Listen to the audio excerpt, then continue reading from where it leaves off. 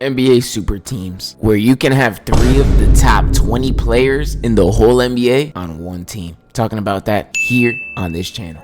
So as we all know, and as we all lived through the NBA super team era, and as you guys know, in 2024 last offseason, they had implemented the second apron. So once you are in the second apron, your team is actually really limited. You're really not able to do much, and you kind of have to really wait till that money is off the books. Like what else can you really do? It's not like you could really release anyone mid-season unless they're signed within like a certain amount of time. Then that money's finally off your books. But if you're not doing that and you need all those key pieces and you're above the second apron, then next season your team is definitely going to get worse. There's no way genuinely how your team is going to get better. It don't make no sense. Now when we're talking about the super teams, let's go back to like the Spurs. They were pretty organic of a super team. Obviously they had Tim Duncan, and they did have the Admiral back in the day. I think they won their first chip in 97. And then obviously, you got Manu and then Tony Parker. They ended up getting Kawhi. That's later.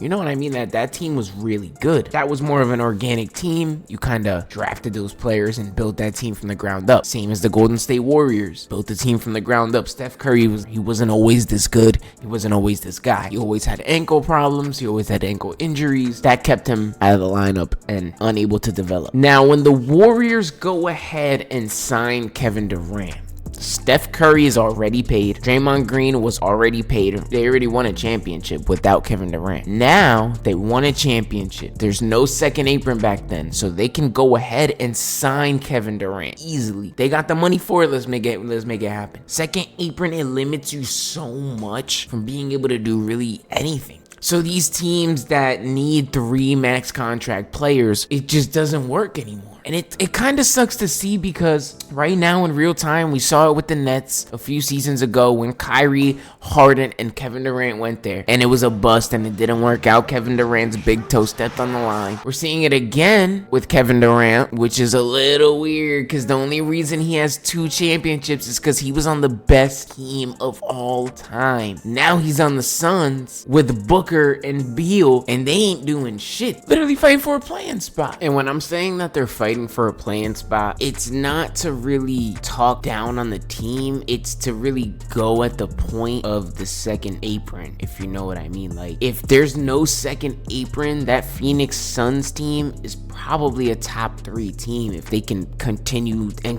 to build on the roster they have. The fact that they can't do any moves, like the moves that they can do are so limited without getting rid of Kevin Durant or something like that. That's what I mean. They would be such a higher seed if there was no second apron and they had more money to spend, and the owner was like, damn, I can really go all in now. I can really push my buttons and really just try to go all in. Right now, it's just like, damn, they got the 3 guys, but there's nobody else around them. It just sucks. It's not the same. It's not the same at all. So now I kind of wanted to get into the discussion of whether or not the super teams were worth it. Now, I do think they were. Kevin Durant ended up going to the Warriors. They have 4 championships. I'm just talking about the super team part of it, though. They won 2 rings with Kevin Durant after he signed. LeBron won 2 rings after he signed to the Heat. Tim Duncan, Manu, Tony Parker all won 4 rings together as a trio. Ray Allen, Paul Pierce, Kevin Garnett, Rajon Rondo all won a ring together when they were on the same team. I'm honestly gonna go super far back and say Michael Jordan, Scottie Pippen, Dennis Rodman, Steve Kerr. That is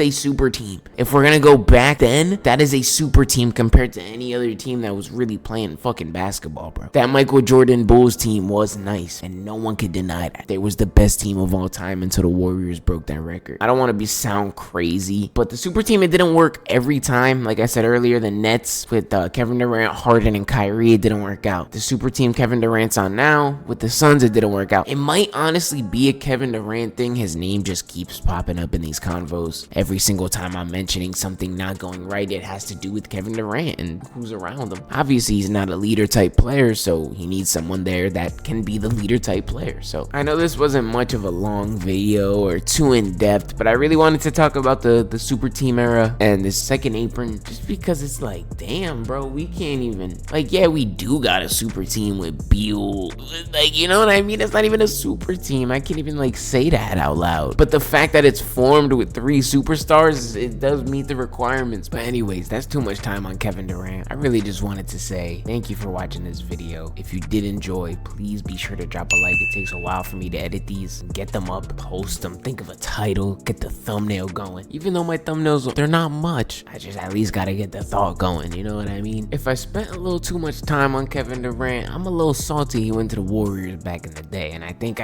everyone can agree with me with that. So if I said his name a little too many times today, and if he is the thumbnail of this video, don't be mad at me, man. But when I say super team, I just think of KD. Tell me now.